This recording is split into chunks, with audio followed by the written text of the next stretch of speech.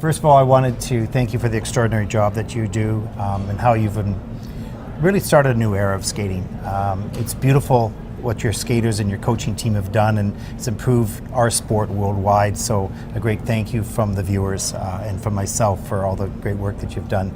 And I just want to ask you just a couple questions about the sport. Before, young skaters, especially young junior ladies, never did quads before. I don't even know if anybody ever thought about that. Was there a particular moment that you thought, hey, you know what? I think these girls can do that? Maybe, during the practice, especially in the junior, girls usually better than boys. They jumps better, stronger. So that's the point. If junior girls can jump better than junior boys, then why do we still developing boys in a senior trying to do the quads, and why do we stop developing girls? Should we just try to continue do the same thing? And for me, girls do better here. Yeah, I would agree. And I wanted to know, so when you started to teach the young girls the quads, were you ever worried about injury? Because I've noticed that with all your young ladies doing these quads, I haven't seen them injured. You must be doing something extremely well. Well, they might be, but yeah, I still afraid. Each jump, I'm really cautious about getting injured. Really, and during the competition and every jump, because we do get injuries. Unfortunately. Do you limit the number of attempts jumps? In? Yes, and then I see the legs getting tired, not pushing so much. Then I'm like, okay, that's enough. And do they want to keep going? Sometimes we do. Yeah. So we get really upset if it's not on a good point. We stopped. Well, I mean, it's remarkable what has happened, and who knows where this will go. But congratulations for all your young ladies, plus your coaching staff. Such a super job. I want to switch themes here to programs, because one of the things I noticed that you have done such a wonderful job in keeping the kids, the young ladies, develop their own style. And you've picked music that seem to resonate with them, and while they're trying to grow up, how do you go through that process in the springtime? Maybe that's the favorite part of the coaching here, because I kind of trying to see each person special way. How do they look? What they feel? How do we feel the music? How we can move? So for me, making the program, it's draw the painting or writing a book, telling a story, or let's pretend you're standing in a museum, you see the picture, and you just want to think, what if this Juliet gonna come out of the picture and start moving and then just come back in the same position? So that's what I'm trying to do. Or maybe sometimes you hear the music and it's really pulls some thoughts from you. So that's what I want audience to feel. Maybe each person gonna just pull the story from the self, from the life or something, and that's what I want the audience to feel involved in the program. And how many do you do the choreography yourself, or is it a group work, or? Me and Dania, we work together. So sometimes I find the music, he makes the story, or just I make the story, he finds the music, or just it's all mutual. Yeah, and when each one of your young ladies are different personalities for sure, so it's finding the right music for each. So that's what we're trying to do, yeah. Yeah. And each skater, they have their own, it's like a light switch, something that turns on and they get it, right? Is it different for each one of your skaters, the type of music that you would approach? Yes, we talk about the music, we talk about the program or the story that we want to make.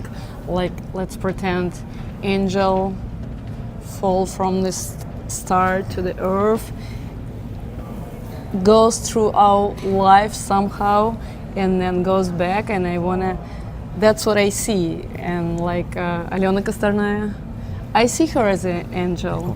I use that word quite often with her. She's angelic. Yes. So I want audience to understand the story, what's going on here. Yeah, it's just such beautiful work. Some skaters mature faster than others, and this is a very difficult. It's amazing what you have done with these young ladies, but they will grow and they will change. Is there?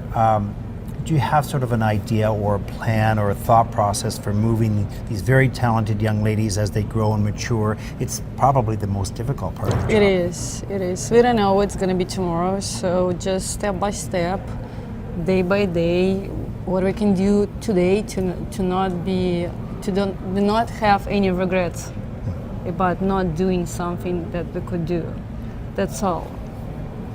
Now you're a great coach, but you're also a mom of a skater. So I want to ask you a question. Like, you just have to be, because they spend so much time with us. They come to the skating rink at 10 o'clock in the morning and they leave at 10 p.m. So then they go home and they fall asleep. They get up and here again with us. So You guide them in life as well as in skating. I'm trying to. But your daughter skates. She competes in the Junior Grand Prix, and I didn't know that until I read. What do you feel when you watch your daughter skate? I didn't watch. You didn't watch? I thought to No. myself, I wonder if she's watching this broadcast. No, I tried last year, but it was so bad. Like, I was so shaking inside. It was during the Olympic, and like tomorrow was supposed to be free program, and she did the free program somewhere in the competition, and I watched it live, and I was so nervous, and I was telling myself, come on, you should think about tomorrow, not here. Yeah. And it just, I don't want to. And just at the end of competition, I'm like, oh, okay, good. Is it different for you? Of course, you have emotions as well, watching your young skaters. How would you describe the emotion of watching your daughter skate versus watching your students? I would say still the same. I always see the mistakes, what I want to do better, and what would I do different. Yeah. So it's kind of, argument at home, because I'm telling my daughter, I think you should sit longer, you should push. And she's like, oh, stop, you are my mom, I have a coach. And then you have to be quiet, right? Yeah, I'm like, okay, but I am a coach, not mine coach. Yeah. So. Now, what type of sort of suggestions would you give to parents? What do you need from parents to help you help their daughter or son? It's like a parents at home. Like, whenever you disagree with me, do not show it in front of a kid. Just, we'll talk later, not in front of a kid. Just push the same story here, and then you can tell me later that you disagree and you want something different. That's the same here.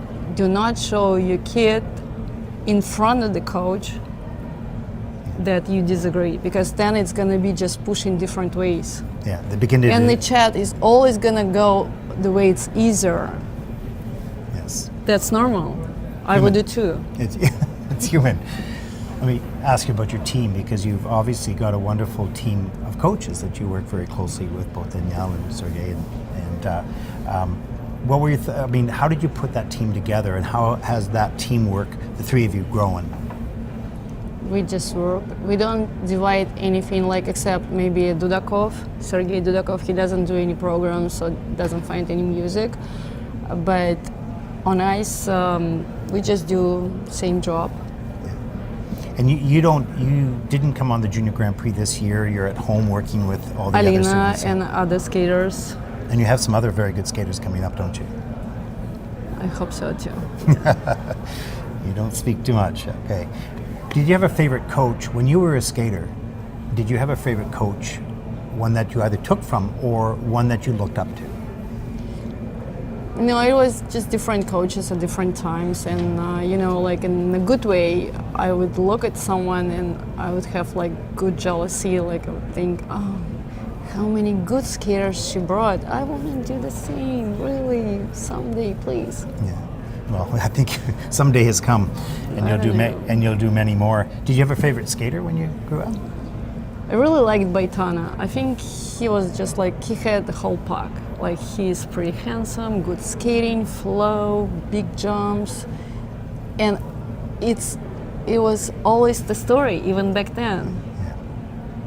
I even still remember he had like exhibition, something with the bird from, it was just beautiful.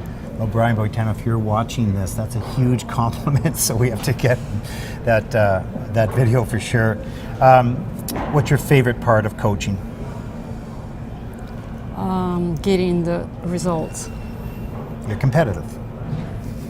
Yes, I am. That was a silly question. Just a few things. What's your favorite food? Spicy. I like spicy food. Oh, spicy food, okay. Yeah, I like Mexican. I like sashimi, like good sashimi. Okay. What's your favorite movie?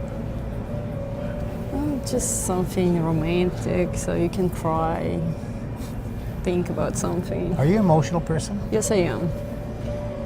On the interior? On the outside? Sometimes it goes outside, sometimes. But you feel a lot on the inside. Yes, I am. Good. Favorite thing to do other than skating? I like plant the flowers, trees, and the same thing here. You can see the result. Yeah. It's growing. It's beautiful. You have to take care of it. Oh, that's beautiful. That's actually one of the reasons probably you're very good at what you do, because you're helping these young children, young ladies grow. Yeah. Like, you take the seed and you don't know if it's gonna grow, and then it comes out, and it's just, that's something about the coaching too. What's your greatest coaching moment so far? I'm supposed to say Olympic, right? No, actually don't. Say what it is. I don't know. Maybe it's gonna still come. No, but I don't know. I can explain. During the Olympic, it was just a hard period for me because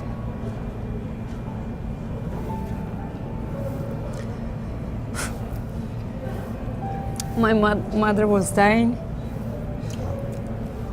and she was there far.